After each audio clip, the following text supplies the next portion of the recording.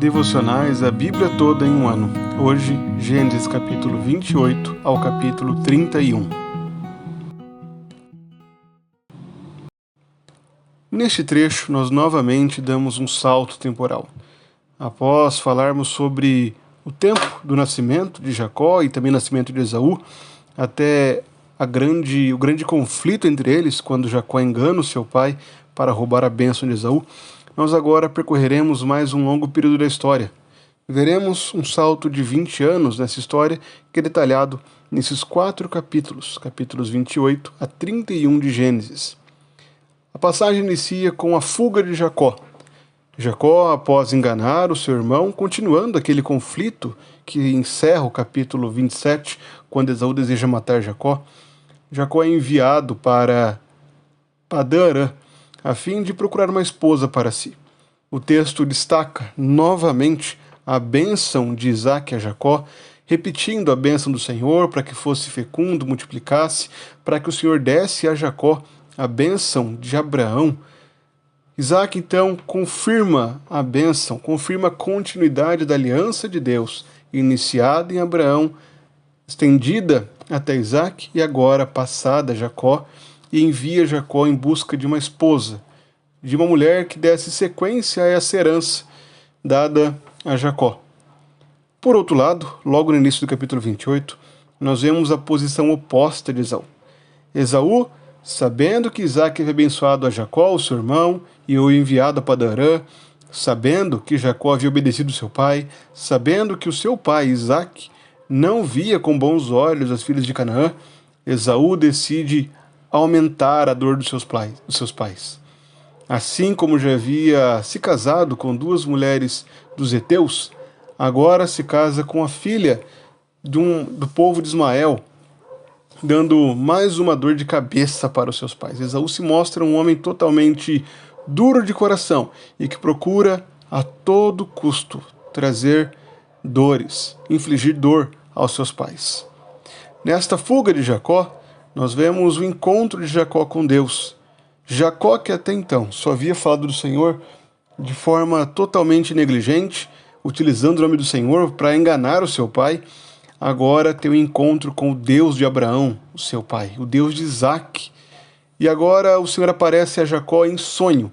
O céu se abre nesse sonho e Jacó vê uma escada que se estende da terra aos céus. E o Senhor faz uma promessa a Jacó. O Senhor repete as promessas feitas a Abraão, mas expande ao dizer que está com Jacó, que o guardará, que fará com que ele volte para essa terra e que não o abandonará até que ele cumpra o que ele prometeu. Nós vemos nesse texto do capítulo 28 uma promessa infalível, uma promessa que não está baseada nos méritos, nas qualificações, na perfeição de Jacó, mas é uma bênção que é dada unicamente pela graça de Deus. Não havia nada que Jacó pudesse fazer para merecer isso. É somente Deus quem garante que irá trazer Jacó de volta. E nós vemos uma promessa que parece também estranha a nós, porque Jacó era um homem pecador que vivia enganando as pessoas. Mas agora o próprio Deus diz que irá acompanhá-lo. O que esse texto aponta é para a mudança que será desenvolvida, desenrolará nos próximos capítulos.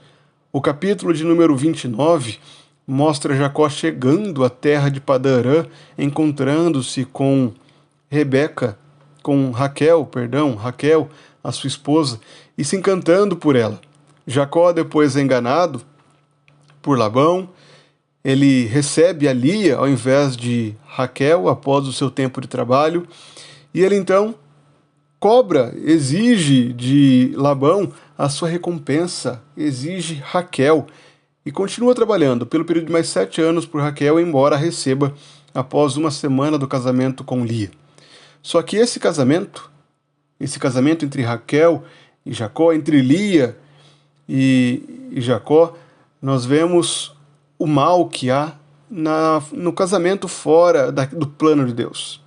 Esse casamento é o primeiro casamento bíblico que nós vemos de um homem que foi agradável a Deus, como Jacó é reconhecido como um homem agradável a Deus, que foi fora do padrão de Deus. Jacó se casou com 2 mulheres.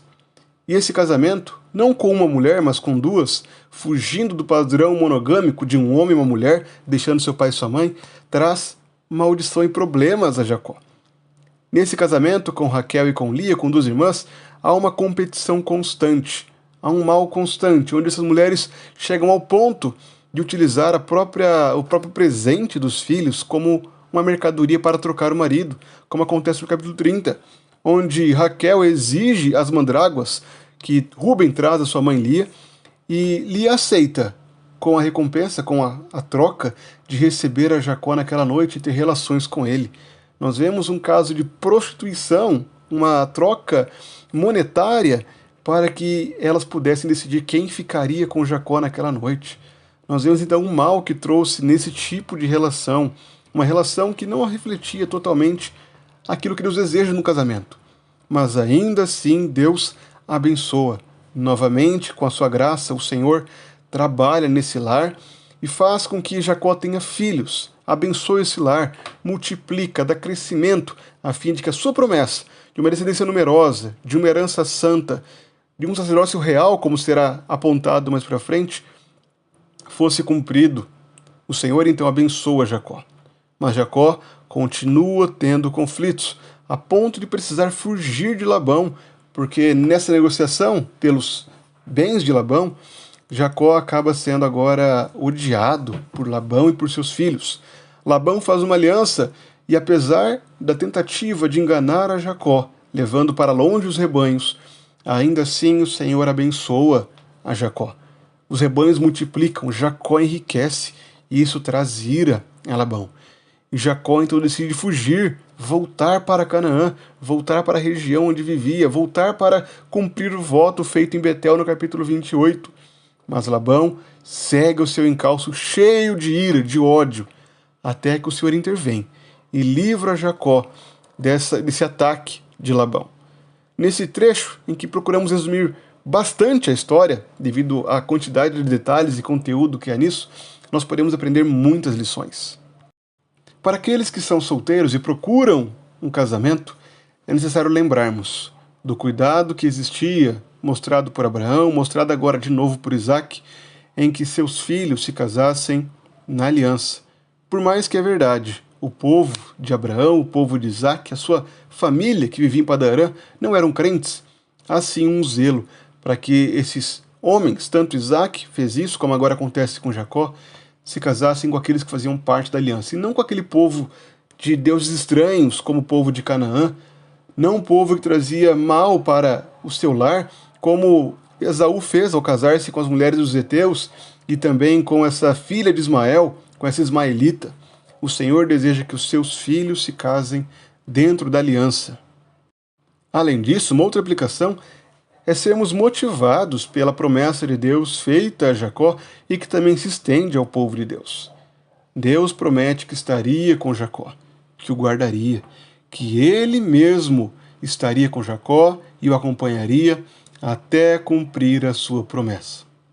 A mesma coisa acontece no Novo Testamento. Jesus nos garante a vida eterna. Como o próprio apóstolo João descreve na sua carta, Jesus nos fez uma promessa. E a promessa é esta: a vida eterna. Jesus garante a vida eterna para todo aquele que deposita a sua fé, a sua esperança, toda a sua satisfação nele. Ele garante a vida eterna. É ele mesmo quem assegurou ao dar a missão ao seu povo de que ele estaria com eles até a consumação dos séculos. Nós podemos ter a certeza de que Deus está conosco e que ele não nos abandonará enquanto ele não cumprir a promessa que ele fez, a promessa da vida eterna. Somos lembrados de que nosso Deus cuida do seu povo em todo o tempo, e assim podemos perseverar, não porque há força em nós, mas porque Deus cumpre a sua promessa. E outra aplicação muito importante, aquela que talvez seja a mais relevante em toda essa passagem, é nos lembrarmos de que Cristo é o nosso único mediador.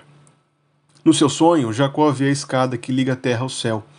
E é justamente essa passagem que Jesus cita lá em João capítulo 1. Quando Jesus diz que viu Natanael embaixo da figueira, Natanael se surpreende e reconhece Jesus como Filho de Deus, o Senhor, Rei de Israel. E Jesus então diz: se você creu nisso, você verá coisas maiores do que essa.